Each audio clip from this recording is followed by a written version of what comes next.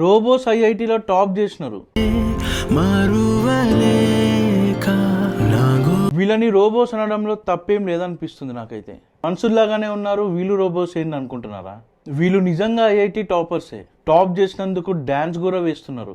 వాళ్ళని చూస్తుంటే ప్రౌడ్గా ఫీల్ అవ్వాలో బాధపడాలో అర్థమైతలేదు. సక్సెస్ అయిన హ్యాపీనెస్ వాని ఫేస్ లో కనిపిస్తలేదు. కనీసం వాళ్ళకి డాన్స్ వేయడానికి కూడా వస్తలేదు.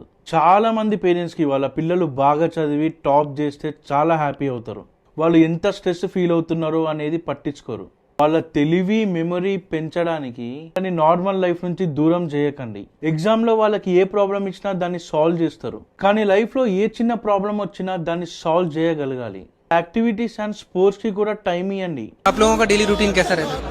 जब सुबह उठते थे, जो टॉपिक ज्यादा याद करने वाले होते थे सवेरे पढ़ते थे, फिर ब्रेकफास्ट करते थे, फिर कोचिंग चले जाते थे, फिर कोचिंग से आके फिर थोड़ा मुंह हाथ धो के थोड़ा सा रेस्ट करके फिर से पढ़ाई करते थे, फिर पूरा शाम पढ़ाई करके फिर डिनर करते थे, फिर रात में थोड़ा पढ़ के फिर सो जाते थे। వీళ్ళిద్దరు లైఫ్ యొక్క టైం టేబుల్ అయిపోయింది. చదువుకోవాలి, తినాలి, రెస్ట్ తీసుకోవాలి, పడుకోవాలి, చదువుకోవాలి. టు ఎవ్రీ పేరెంట్స్ నాదొక స్మాల్ రిక్వెస్ట్, మీ పిల్లలని సిస్టమేటిక్ గా పెంచండి, తప్పు లేదు, కానీ సిస్టమ్ లా పెంచకండి ప్లీజ్. మీరేమనుకుంటున్నారో కింద కామెంట్లో చెప్పండి. జై హింద్.